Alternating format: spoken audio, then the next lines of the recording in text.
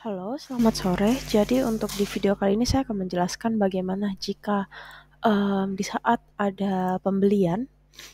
Oke, ini saya ubah bahasanya sebentar.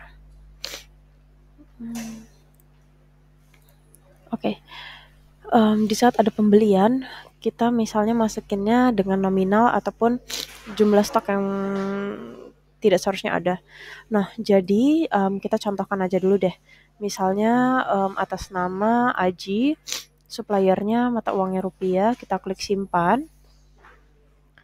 Misalnya di sini saya ada pembelian untuk semen 3 roda ya. Nih, kuantitinya segini, terus juga saya masukin yang lain.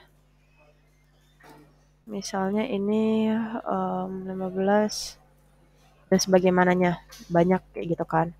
Nah, ini saya masih dalam pembayarannya utang ataupun sudah dibayarkan.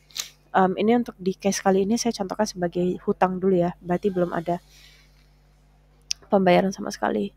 Terus kita langsung proseskan nih. Bentar. Ini 10 aja. Coca-Colanya 50. Sebentar, coba kita cari produk lain ya. Yang belum ada pencatatannya Joran. Oke.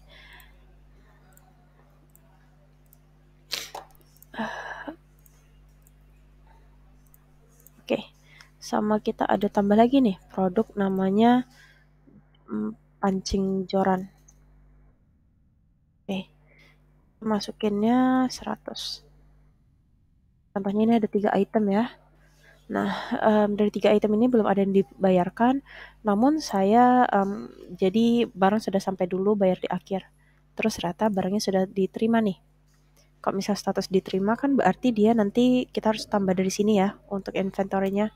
Tanggal diterima hari ini, nomor terima, pastikan ini aktif, kita klik simpan, masuk di inventory.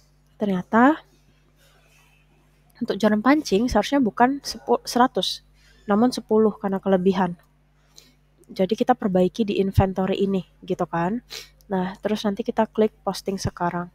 Nah, jika kita melihat dari sini, ketika kita buat seperti ini, ketika kita lihat pergerakan stoknya untuk joran pancing yang masuk hanya 10, bukan 100 seperti ini ya, bukan 100 seperti ini gitu.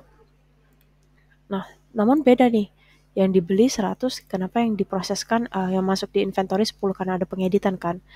Untuk di laporan pembeliannya, ketika kita lihat di sini PO-nya, nih masih tercatat bahwa ini dengan total 100 seperti itu karena kan tadi pembeliannya tetap terhitung 100. Nah, bagaimana nih supaya balance karena kan dia melibatkan untuk biaya modal. Nah, jadi caranya adalah untuk di sini kita ubah dulu statusnya menjadi tunda. Habis itu kita langsung perbaiki untuk pada bagian kuantitasnya. 10 simpan, pastikan sudah sama di sini 1 juta. Di stok masuknya yang sudah keolah ya tadi. Ini 1 juta juga ya, sudah pas. Nah, habis itu kita ubah menjadi diterima kembali. Sudah sesuai. Nah, untuk laporannya kita cek lagi pembelian nih. Kita klik cek. Nah, ini udah berubah menjadi 10 dengan 1 juta. Nah, jadi begitu cara untuk memperbaikinya. Namun saran saya untuk kedepannya mungkin bisa lebih detail lagi, lebih teliti lagi dalam penginputannya. Memang untuk saat ini bisa diperbaiki, namun takutnya nanti kalau misalnya ada hal seperti ini terjadi lagi ya mungkin yang diubah untuk harga modal dan sebagaimananya, takutnya nanti tidak berubah jadi itu harus di-track satu persatu seperti itu. Jadi mungkin itu caranya untuk memperbaikinya di pada bagian laporannya ya. Maaf untuk pembeliannya. Jadi untuk stoknya ini sudah tidak bisa diapa-apain lagi dan misalnya tadi ternyata sudah terinput stoknya itu 100 di sini. Nah, 100, tapi mau diperbaiki. Gitu. Jadi misalnya di sini saya contohkan kita coba pembelian lagi deh.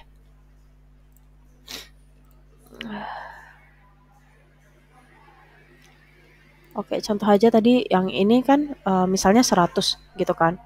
inventory-nya, ternyata keklik 100, tapi pada nyatanya yang dibeli cuma 10.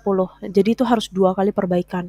Kalau misalnya yang salah kuantitinya berlebihan, karena kalau misalnya stok sudah masuk itu tidak bisa diubah sama sekali, ataupun stok dikeluarkan itu tidak bisa diubah sama sekali jika sudah terposting di bagian inventory yang ada di sini. Di sini jika sudah terposting dengan logo hijau, posted, itu tidak bisa diedit sama sekali. Jadi caranya adalah balik lagi, kita harus perbaikin untuk di sininya, untuk di pembeliannya, karena dia akan berhubungan sama modal, biaya kita untuk membeli barangnya, dan juga yang kedua adalah kita harus pergi kepada stock of name. Jadi diperbaiki sesuai dengan angkanya. Berarti tadi kesalahannya 100 nih, sudah terupload.